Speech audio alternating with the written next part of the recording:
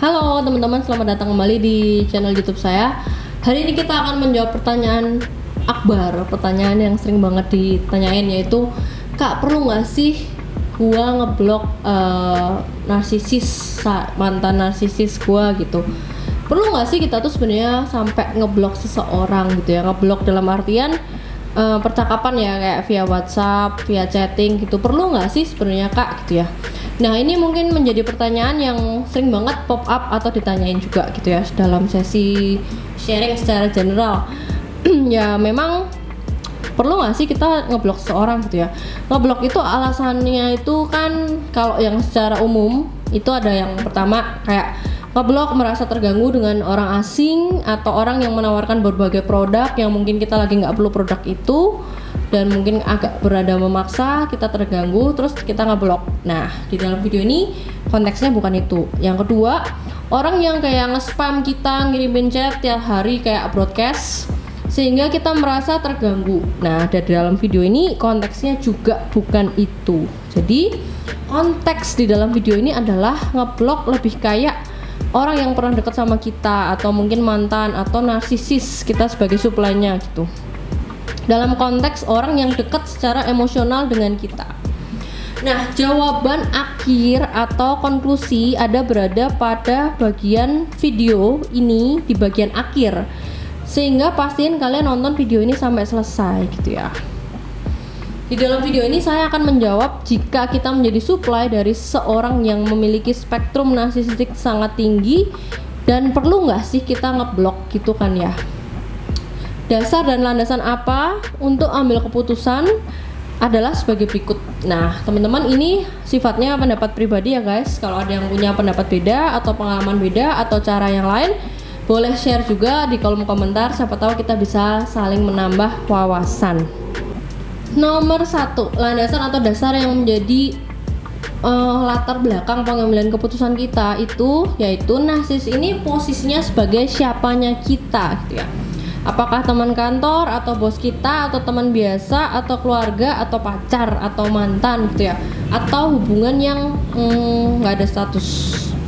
Jadi kita akan melakukan keputusan ini memfilter berdasar teman ini ring A, ring B, atau ring C. Jika kalian merasa nggak terlalu dekat dan tidak terlalu mengganggu, tentu boleh diabaikan saja. Jika membuat mental kita rusak dan datang berbagai teror, pertimbangan untuk ngeblok. Tapi kalau ini keluarga atau sejenisnya, tentu kalian harus lebih berpikir matang-matang cara handle-nya, karena akan dampak efek dominonya di keluarga lain gitu ya. Jadi yang nomor 1, landasan berpikirnya itu narsis ini sebagai siapanya kita gitu ya. Itu yang nomor 1.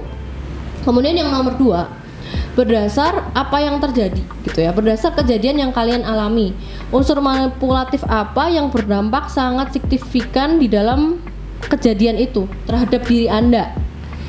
Nggak peduli juga ya orang ini posisinya sebagai siapa dalam hidup, tapi yang kedua ini merujuk pada dampak apa yang sangat fatal dan Anda tidak bisa bernafas lagi di dalam sebuah hubungan itu, yang bisa dibilang membawa kerugian waktu, tenaga, finansial, dan sebagainya. Boleh consider untuk blok. Jadi yang kedua ini berdasar seberapa fatal dampaknya kepada Anda.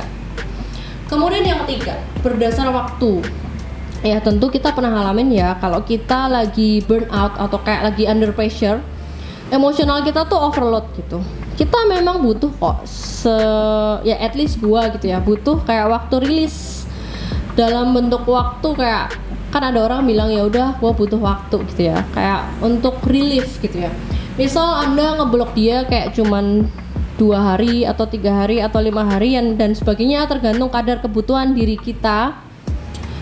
Dan ini nggak selalu mungkin untuk narsisis, artinya ini adalah mode pribadi ya, need space, atau memerlukan waktu untuk connecting the dots, menghubungkan beberapa titik yang random, kemudian kalian jadi regrouping feelings dan melakukan self love gitu ya. Ingat, kita bukan benci atau dendam dengan orangnya, tapi kita fokus ke diri kita sendiri. Dengan ngeblok itu tentunya sebenarnya kita masih sayang dan care sama orang itu, tapi timbul rasa sakit. Nah, untuk meminimasi rasa sakit itu sebenarnya disebabkan oleh adanya ekspektasi dari dalam diri kita yang tidak tercapai gitu ya. Penerapan blok ini sebenarnya tidak atau bukan sama dengan silent treatment karena digunakan lebih fokusnya untuk healing dan recovery, bukan untuk menghukum atau balas dendam gitu ya. Yang nomor 3. Kemudian yang nomor 4. Nah, landasan berpikir kita perlu nggak sih ngeblok mantan atau ngeblok narsis kita gitu ya. Berdasar tolak ukur kemampuan diri sendiri. Banyak yang bilang ukur baju sendiri, ukur sepatu sendiri gitu ya. Mau blok enggak blok, itu tentunya seberapa kuat mental kita gitu kan. Seberapa sehat kondisi mental kita, seberapa besar kebutuhan Anda untuk sembuh, dan apakah Anda sanggup untuk terus melakukan apa yang perlu dilakukan gitu ya. Juga termasuk apakah kita atau Anda itu tipe yang, ada kan orang yang tipenya kayak nungguin notifikasi terus gitu ya, yang kayak waduh kok dia nggak ngontek gua, apalagi yang tipe narsisisnya covert gitu ya. Kalian bakal stres banget ngeliatin HP terus, nungguin notifikasi dari dia. Nah, kalau misalkan ini sampai terjadi, sampai Anda nggak bisa kerja atau malah bengong nggak jelas ngeliatin dia online apa enggak, tentunya wasting time banget. Atau liatin lasinnya gitu ya, nungguin notifikasi, ya boleh melakukan action untuk blok. Artinya itu mempagari diri Anda sendiri supaya Anda kembali memegang kendali. Artinya kalau kita lagi nonton TV itu ya remote TV-nya pegang dong, dipegang gitu ya remote TV-nya. Yang kelima, nah ini adalah landasan berpikir apakah kita perlu ngeblok narsisis. Nah, yang kelima ini berhubungan kalau misalkan kita udah merasa narsis ini dekat banget dengan kita, hubungannya mungkin pasangan romansa dan jangka waktunya cukup lama, membawa dampak yang besar, pokoknya komplit gitu ya. Memang bisa menggunakan konsep no contact, yaitu ngeblok narsisis secara permanen.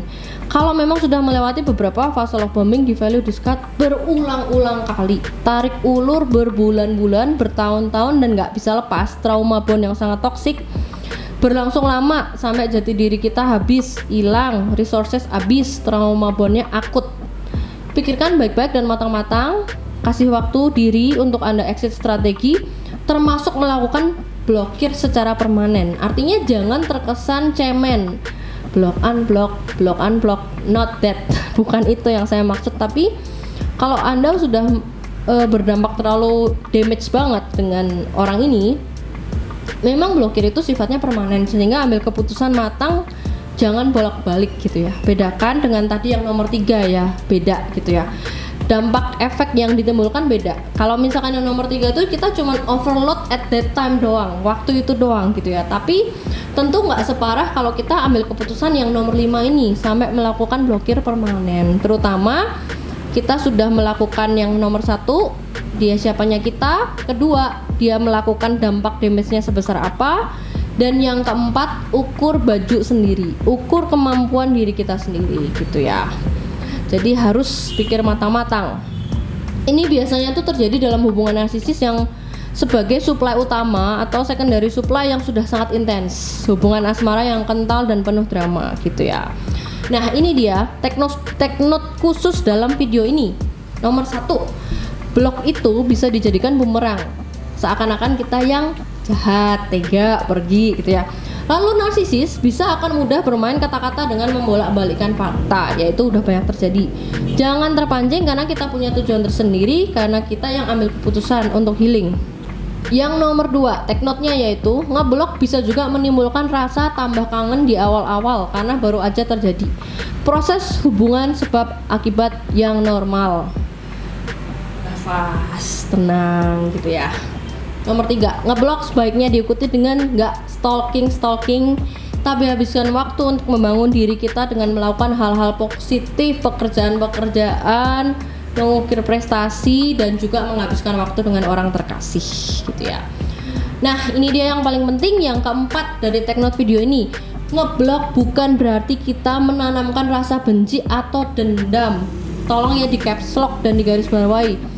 Ngeblok itu bukan kita menanamkan rasa benci atau dendam. Nah, ngeblok versi empat adalah untuk memproteksi diri, mencari ketenangan dan kedamaian untuk healing dan recovery, bukan untuk menghukum atau bahkan mempermainkan orang lain gitu ya.